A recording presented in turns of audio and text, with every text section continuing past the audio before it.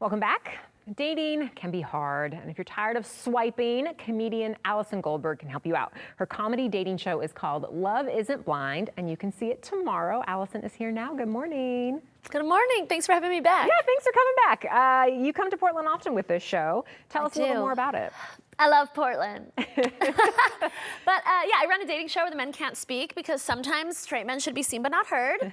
And Portland has been really fun and wild. And so, yeah, I'm just interested in growing the presence here. And so I'm actually trying out the Sentinel Hotel tomorrow night for the show. Yeah. And I'm really excited because doors open at 6:30. Jake's Catering is supplying food and drink. So you can come for dinner. There's the show.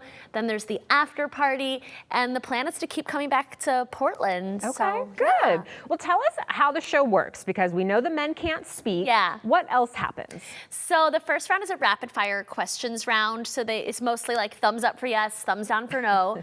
I ask questions. Audience members can leave questions in a hat. So the audience can participate there as well. The Bachelorette asks questions.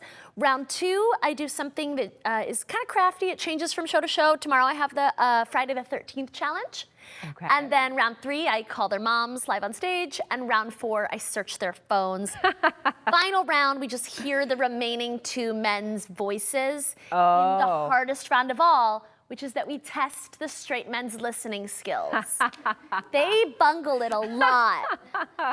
Oh, I love it. Okay, so we actually have a clip of round four, or three. Oh, a mom the call. mom. Yeah, this is from the last Portland show. Okay, yeah, it's yeah, you call the mother of one of the contestants, so let's watch it. At Christmas, he asked for Barbie dolls. His aunt and uncle came and brought him a Barbie doll, and his uncle said to him after he opened it, "Andrew, why did you want a Barbie for Christmas?" And he said, "Uncle Kevin, if you have Barbies, girls come to your room." I mean, he was already looking for dates back then. So you said this is in Portland. Did he get a date? Do you remember? He won that show. Okay. Yeah. Okay, well, great. Yeah, and then I tell everyone, I'm like, look, my onstage success rate is questionable. Like, meet everyone after the show. So I really try to just like create the space where everyone can play. And actually, my first Portland Bachelorette met a guy in the audience that night, and they just got engaged 2 weeks ago. Well, that's amazing. You say your success rate is questionable, but you Yeah. actually do have some success stories. There's a ton of success stories. They're just not as often from my matches on stage. Although I do have a lot of success stories where the Bachelorette dates someone she eliminated. Oh, I okay. just found out about another couple that's like just made it official down in San Diego, and it's the guy she eliminated second. So he's making jokes like never sleep on third place. But yeah, there's a ton of success stories. We have a marriage from the audience. Amazing. Yeah, everyone who enters gets a wristband based on their relationship status, and it turns into an after party. And I think like watching the shenanigans on stage really helps people feel confident. Like, yeah, if he let her call his mom live on stage, like I can say hi to that cutie, you know what I mean? Totally. And then I incentivize the couples to go make matches. Oh, okay. So, yeah, if Tell us you're more. in a relationship and you come to the show, you get a red wristband and I make you take a pledge that you have a moral and legally binding obligation to be a good wing person.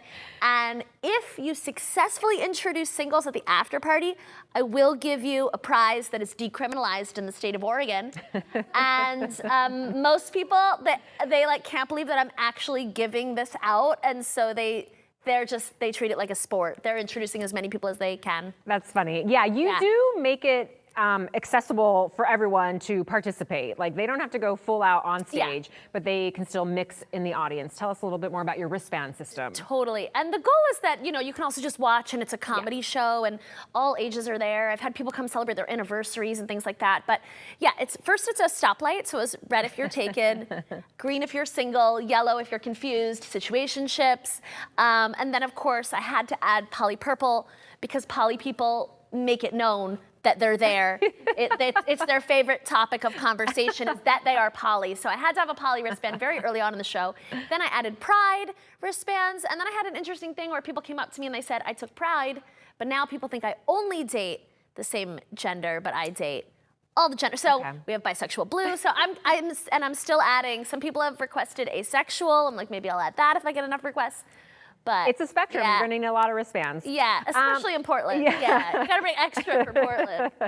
Okay, so it's at the Sentinel Hotel. How can people get tickets? And is it too late to become a contestant? You've probably already picked your bachelorette and bachelors. Yeah, so we try to lock contestants about 2 weeks in advance.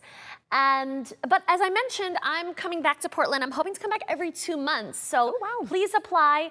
And again, you can nominate people against their will, your sons, your daughters, your cousins, your aunts, your uncles. You can nominate all of them. We Zoom with everyone, we vet them. So please apply.